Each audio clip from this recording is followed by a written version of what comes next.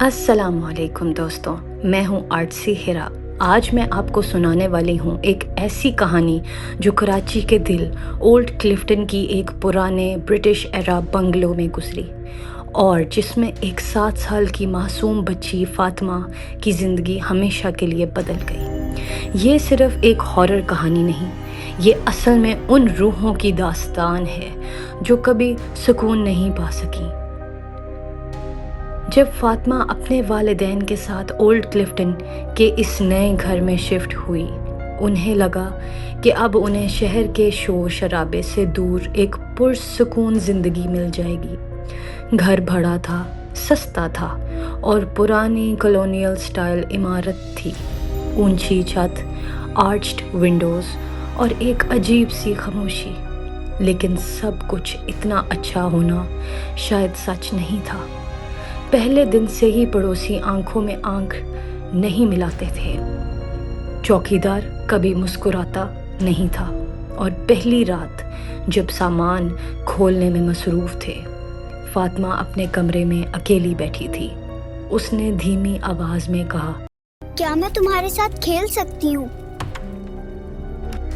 उसकी माँ ने समझा फातिमा अपने खिलौनों से बात कर रही है, लेकिन फातिमा खिलौनों से नहीं, अपनी अलमारी के अंदर देखकर बात कर रही थी।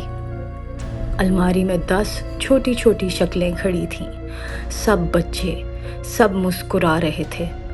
दिन गुजरते गए और फातिमा बदल गई। उसने अपने खिलौनों को छोड़ दिया।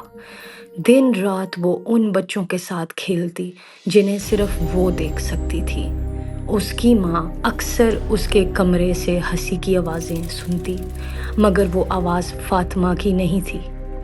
जब उसे पूछा गया तो फातिमा ने सिर्फ इतना कहा, वो सिर्फ मुझे दिखते हैं। उसने उनकी तफसीली सूरत बयान की। सफ़ेद चेहरे, गीले बाल, मिट्टी से भरे कपड़े और सब ने पुराने ईद के कपड़े पहन रखे थे।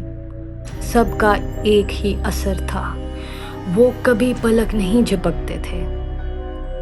एक रात फातिमा ने अपनी माँ को एक ड्राइंग दिखाई। 10 बच्चे एक दायरा बनाकर हाथ पकड़े खड़े थे और बीच में एक लड़की बनी थी जो बिल्कुल फातिमा जैसी लगती थी, लेकिन उसकी आंखें क्रॉस आउट की गई थीं। उसके बाद फातिमा के जिस्म पर खरोशों के निशान आने लगे।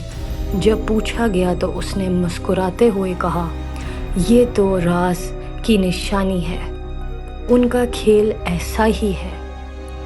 माँ ने डरकर एक लोकल मौलवी बुलाया ताकि वो घर पर दुआ करे, लेकिन मौलवी ने दरवाजे के अंदर कदम भी नहीं रखा। सिर्फ एक नज़र डालकर कहा, यहाँ रहने वाले इंसान नहीं हैं। उस रात फातिमा चुप हो गई। उसने ज़रा भी बात नहीं की, मगर उसके कमरे से 10 बच्चों की हंसी की आवाज़ गूंजती रही। उसकी दीवार पर लाल क्रेयॉन से एक जुमला लिखा था, आपने उन्हें गुस्सा दिलाया। कुछ दिन बाद फातिमा ने ख्वाब में चिल्लाते हुए आग, पानी और बेसमेंट का जिक्र किया। उसके वालिदैन को तो मालूम भी नहीं था कि इस घर में बेसमेंट है, लेकिन एक पुराना रग उठाया गया तो नीचे ट्रैप डोर मिला।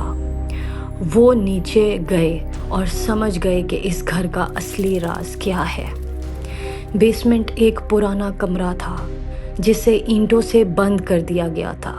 उसकी दीवारों पर छोटी छोटी हाथों की छाप जली हुई थी। 1993 का एक पुलिस रिकॉर्ड मिला जिसमें लिखा था कि पास के एक ऑर्फनेज के 10 बच्चे इस घर में कैद करके जिंदा जल गए थे। उनके जिस्म कभी ठीक से दफन नहीं हुए और अब फातिमा उनका नाम लेकर सोने लगी थी। हर रात एक एक करके वो सबके नाम फुसफुसाहट में लेती थी। फातिमा की सेहत गिरती गई। उसने खाना पीना छोड़ दिया।